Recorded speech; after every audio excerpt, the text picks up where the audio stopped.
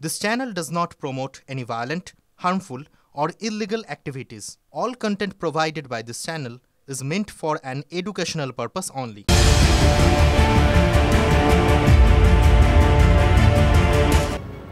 আর এবার আজকের সবথেকে বড় খবরে নজর রাখবো। চোপড়া নিয়ে যেদিন প্রধানমন্ত্রী সরব হলেন সেদিনই মাথা ভাঙার ছায়া শ্যামনগরে। বিজেপি করায় মহিলাকে বিবস্ত্র করে মারধরের অভিযোগ। কারা মারলেন? অভিযোগ শাসকের মদতপুত্র দুষ্কৃতীদের বিরুদ্ধে। হাসপাতালে চিকিৎসাধীন ওই বিজেপি কর্মী। মারধরের অভিযোগ অস্বীকার করেছে তৃণমূল। কি অভিযোগ আক্রান্তের পরিবারের মুখেই শুনবো। রেজাল্ট বেরিয়েছে, সেদিন থেকে হামলা করেছে তৃণমূলের দুষ্কৃতীরা। আমাদের ওখানে সঞ্জয় ঘোষ একজন আছে আমাদের এই ওয়ার্ডে, তার ছেলেপেলেরাই আজ করেছে আমাদেরকে। 4 তারিখ থেকে আজ অবধি বাইরে বেরোতে পারি না। জল নিতে গেছি, জল নিতে দেয়নি, এসে আমাকে বাড়িতে সবাইকে মেরেছে আমাদের। আমি এর বিচার চাই। হ্যাঁ, ওরা বিজেপি বলেই আমাকে মেরেছে, বিবস্ত্র করে মারা হয়েছে। হ্যাঁ, আজকে তাকে বলা হয়েছে যে তিনি যদি কোনো রকমভাবে কোনো জায়গায় কেস করেন বা ডায়েরি করেন তাহলে ওনার বাড়িঘর জ্বালিয়ে দেওয়া হবে। আপনারা কেস করছেন? অবশ্যই আমরা দলীয়ভাবে কেস করছি। আমাদের মণ্ডল সভাপতি এক্ষুনি এসে পৌঁছাবেন, তো আমরা ব্যবস্থা নেব। ঘরের মধ্যে সব জামা কাপড় সব ছিঁড়ে তারপর আবার ছেলেরা মারিছে। তো ঘরের মধ্যে ডাইনে নিয়ে বাইরে নিয়ে মারিছে, তো দৌড়াই দোলে চড়িছে, তারপরে আমাকে ধরে মারিছে। এই লাগেন কি অবস্থা করেছে, কাপড় টাপড় ছিঁড়ে মেরেছিল ওই তৃণমূলের ছেলেরা। হ্যাঁ, কয়েছি যে তোমরা বিজেপি করো, সেইটা নিয়ে আমাদের এরকম মারধর করছে। আজকের দিকে না, সেই 4 তারিখের আগের থেকে ওরকম ঠেট দেয় মার্ডার করবো, এই করবো সেই করবো করে 4 তারিখে এসে একবার ভাঙচুর করে গেছে। অনেকে মারিছে। সমীর সরকার, রাহুল বিশ্বাস, সোমেন বিশ্বাস, সুদর্শন রায়। আমরা এর প্রতিবাদ চাই। মাথা ভাঙার এই যে ছায়া, সেটা শ্যামনগরে দেখা গেল। আর এবার এই নিয়ে রাজনীতি হবে না তা তো হতে পারে না। কি বলছেন রাজনৈতিক প্রতিক্রিয়া পেয়েছি আমরা রাজনীতিকরা, শুনুন। গোটা পশ্চিমবঙ্গ জুড়ে লোকসভা ভোটের ফলাফল বেরোনোর পর থেকে যে নারকীয় অত্যাচার নারী জাতির প্রতি হয়ে চলেছে সেটা নিন্দনীয়। পশ্চিমবঙ্গের মাননীয় মুখ্যমন্ত্রী তিনি একজন মা হওয়ার পরেও তিনি কি করে তার অনুপ্রেরণায় অনুপ্রাণিত ভাইদেরকে বারণ করতে পারছেন না, বা তার ইনস্ট্রাকশন কেন আসছে না আমি তো বুঝতে পারছি না। তিনি তো গৃহমন্ত্রীও বটে। যে কোনো ঘটনাকেই তৃণমূলের গায়ে লাগিয়ে দেওয়া হচ্ছে, তৃণমূলকে বদনাম করার জন্য বা কালিমালিপ্ত করার জন্যে। তার সিংহভাগ ক্ষেত্রে প্রমাণিত হচ্ছে যে সেগুলো অন্য কোনো গোষ্ঠীদ্বন্দ্ব, পারিবারিক বিবাদ, ব্রাহ্ম বিবাদ, তৃণমূলের তার সাথে কোনো যোগাযোগ নেই। এক্ষেত্রেও আমি নিশ্চিত প্রশাসন তদন্ত করবে এবং দেখা যাবে এটা অন্য কোনো ঘটনা, যে ঘটনায় তৃণমূলকে কালিমালিপ্ত করার জন্য যা দোষ তৃণমূলের গায়ে লাগানোর চেষ্টা করা হচ্ছে।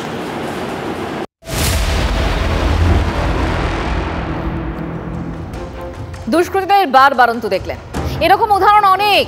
ব্যারাকপুর কমিশনারেরই আরও একটি ঘটনা দেখাবো। মা ছেলেকে পিটিয়ে ফেরার এলাকার বাহুবলী আরিয়াদহের শাহজাহান জয়ন্ত সিং। সেই জয়ন্ত সিং এর কীর্তিকলাপ গতকালই আপনাদের দেখিয়েছি আমরা। ঘটনার পর 4 দিন পার হয়ে গেছে, পুলিশ এখনো কেন নাগাল পেল না এই জয়ন্তের? কি প্রশ্ন উঠছে দেখুন। যেখানেই দেখতে পারবো নিজেদের আইন নিজেদের হাতে তুলে নেব, কারণ এইভাবে আমরা চলতে পারি না। এটা আগেও অনেক জায়গায় ঝামেলা হয়েছে।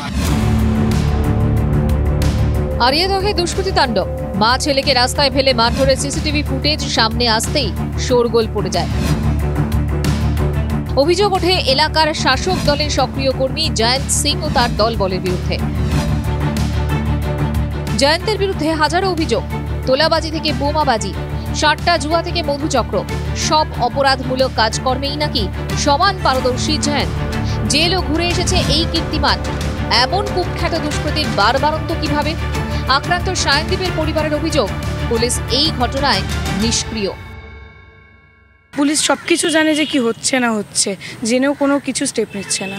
যেদিনকে আমরা এফআইআর করতে গেছি সেই দিনকে পর্যন্ত দেখেছি জয়ন্ত সিংয়ের যে ছেলেদেরকে তুলে এনেছে, যারা এমনি ওরা কিচ্ছু করেনি, ওদেরকে বসিয়ে ওখানে চা খাওয়াচ্ছে। কোথায় ঘাপটি মেরে আছে জয়ন্ত? সে কি কামারহাটি এলাকাতেই লুকিয়ে আছে? পুলিশের ভূমিকা নিয়ে প্রশ্ন তুলছেন বিরোধীরা। পুলিশ বলছে খুঁজে পাওয়া যাচ্ছে না। আমাদের তো সাধারণ মানুষ বলছেন যে সে কামারহাটি পৌর এলাকার মধ্যেই আছে, পিছনে পুলিশেরও প্রশ্রয় আছে, এবং এখন সে ধরাকে সরা জ্ঞান করছে।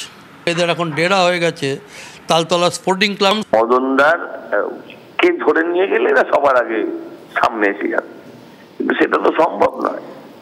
এখন হাওয়া গরম, বাজার গরম, এখন ধরছে না, দুদিন বাদে সারেন্ডার দেখাবে। শাহজাহানের ক্ষেত্রে মাসের পর মাস ওরা খুঁজে পায়নি, কারণ পুলিশ জেগে ঘুমলে অথবা পুলিশ মন্ত্রীর সরাসরি প্রশ্রয় থাকলে তখন আপনি ধরবেন কি করে? জয়ন্তের পরিবারের অবশ্য পাল্টা অভিযোগ, তাদের ছেলের নামে মিথ্যা অভিযোগ করা হয়েছে। আজ পর্যন্ত কোনো মশামাছি কিছু মারিনি, তাহলে ক্রিমিনালটা কেন? বা কোথাও ভয়তে পালিয়ে গেছে, ঠিক আছে, কারণ ওর নামটা মিথ্যা অভিযোগে এফআইআর হয়েছে। এফআইআর যখন হয় তখন নিশ্চয়ই পুলিশে তদন্ত করে তাকে খুঁজে অ্যারেস্ট করবে, ঠিক আছে। এবার ভুল এফআইআর করা হয়েছে, দাদার নামে ষড়যন্ত্র করে তার নাম বদনাম করার জন্য এসব করা হচ্ছে। পরিবারের দাবি মতো মশা মাছি মারতে না পারা জয়ন্ত তাহলে লুকিয়ে আছে কেন? অপরাধ না করলে ভয়ের তো কোনো কারণ নেই। আর এলাকায় কান পাতলেই বোঝা যাচ্ছে জয়ন্তকে এমন সার্টিফিকেট দিতে নারাজ আরিয়াদহের আম জনতা। Bureau report, TV9 Bangla. এই জয়ন্ত সিংকে নিয়ে সাংসদ সৌগত রায়কে পাল্টা 5 কথা শুনিয়ে দিলেন আবার মদন মিত্র। 80 বছর বয়স সৌগত বাবুর, উনি কি পরিচয় না জেনেই হাত মিলিয়েছেন? সৌগত বাবু যদি জয়ন্তের পরিচয় না জেনে হাত মিলিয়ে থাকেন তাহলে আমিও না জেনে হাত মিলিয়েছি। এই বয়সে ভোটে দাঁড়ানো নিয়ে সৌগতকে খোঁচা মদন মিত্র। সৌগতদার অনেক বয়স হয়েছে, 80 বছর বয়স হয়ে গেল। এর আগে উনি প্রত্যেকবারই বক্তৃতায় দাঁড়িয়ে বলেছিলেন আমার এবারে শেষবারের জন্য মাটির পর মাটি দিতে হবে, আর লাগবে না। তো সৌগতদার 80 বছর বয়স, 80 বছরের একজন মানুষকে তো আমি অসম্মান করতে পারি না। তিনি বলেছেন, তিনি নিশ্চয়ই মনে করেছেন যে তিনি জৈন বলে ছেলেটাকে সমাজবিরোধী বলেছিলেন, কিন্তু আমার কাছে সকালবেলা ওদের পাড়ার ছেলেমেয়েরা এসেছিল ছবি দিয়ে, এই যে সৌগত রায় জড়িয়ে হ্যান্ডশেক করছেন, এইটা কি সমাজবিরোধীদের আলিঙ্গন? যে দুদিকে সমাজ বিরোধীরা দাঁড়িয়ে আছে, আলিঙ্গন চলছে? নাকি সৌগত রায় বুঝতে পারেননি? উনি যদি না বুঝতে পারেন তাহলে ঠিক ওই রকমভাবে আমিও বুঝতে পারিনি, আমিও না বুঝে না জেনেই ওদের সঙ্গে ছবিটা তুলেছি। প্রবল বৃষ্টিতে ভাসছে উত্তরের বহু এলাকা, তিস্তার জলে ডুবেছে টোটগাঁও। নবান্ন কি খোঁজ খবর রাখছে? প্রশ্ন তুলছেন টোটগাঁওয়ের মানুষ।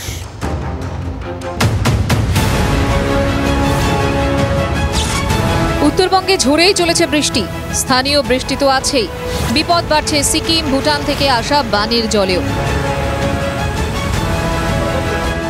তিস্তা জল ঢাকা, তিস্তার জলে ডুবেছে মালবাজারের টোটগাঁও। বিপদ হাতে করে বানভাসী গ্রামে পৌঁছেছে TV9 বাংলা। ঠিক আমার বাঁদিকে দেখলে বোঝা যাবে যে চাষের ক্ষেত আর নদীর মধ্যে ফারাক করা দুষ্কর, কারণ নদীর জল উপচে ঢুকতে শুরু করেছে গ্রামে, এবং পেছনে যে বাড়িঘরগুলি দেখা যাচ্ছে সেখানে একসময় মানুষের বসতি ছিল, কিন্তু এই মুহূর্তে তিস্তার জল যেভাবে ঢুকতে শুরু করেছে তার কারণে বাড়িঘর ছেড়ে নিরাপদ জায়গার খোঁজে চলে গিয়েছেন এলাকার মানুষজন। জল বাড়ছে তাই একাধিক পরিবারকে নিরাপদে সরিয়ে দিয়েছে প্রশাসন। রাখা হয়েছে টোটগাঁও প্রাথমিক বিদ্যালয়। পাছে চুরি হয়ে যায়, ঘরের দামি জিনিসের সঙ্গে নিয়ে যাচ্ছে গ্রামবাসীরা। আশ্রয় শিবিরে শুকনো খাবার, খিচুড়ি দেওয়া হচ্ছে, যদিও বিন্দুমাত্র খুশি নন গ্রামবাসীরা।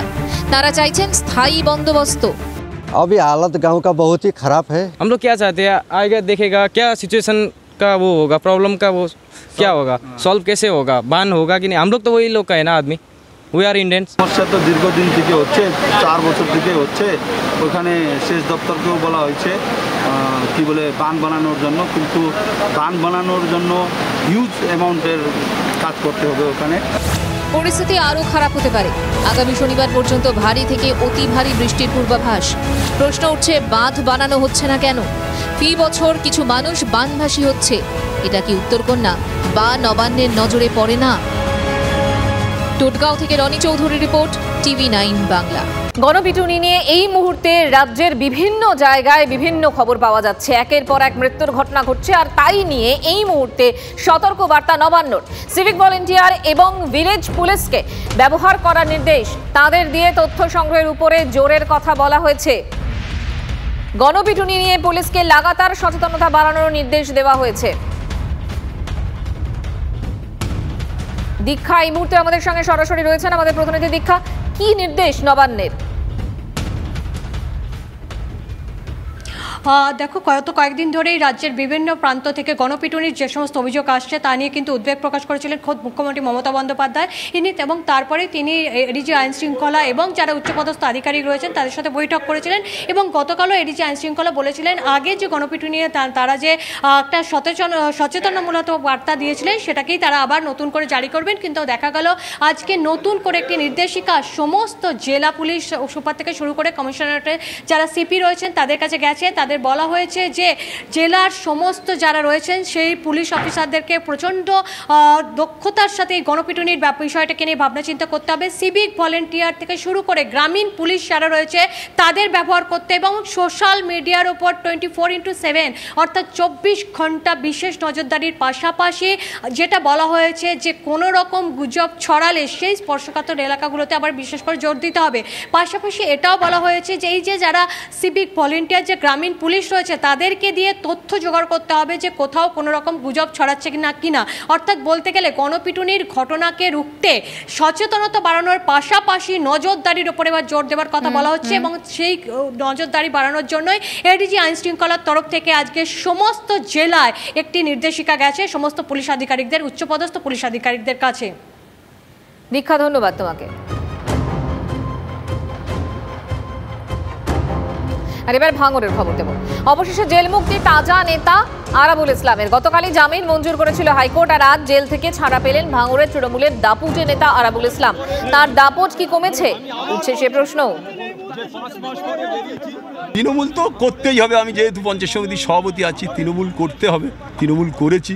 আমি আজকে নয় 98 সাল থেকে তৃণমূলে আছি, নিশ্চয়ই তৃণমূলটা করতে হবে, করব। আমরা ঘর তো দখল হয়ে গিয়েছে ওখানে। সে শুনুন, একটা ঘর যদি কেউ দখল করে নেয় সেটা তো পরের কথা, সেটা আমি পরে বলে দেবো। আপনি কি সত্যি কি খুনের কোনো চক্রান্ত করেছিলেন? আমি জীবনে রাজনীতিতে কারোর খুনের চক্রান্ত করিনি। যে বা যারা বলেছে এটা আমি পুলিশের কাছে তদন্ত চাইব। কেন চাইব? যে খুনের মামলা করে খুনের যদি ধারা দেয় আমাকে সেই কেসে অ্যারেস্ট করতো, আমি খুশি হতাম। সেই কেস তো আমার দেয়নি। যারা বলে বেড়াচ্ছে তারা সেটা বুঝবে আগামী দিনে।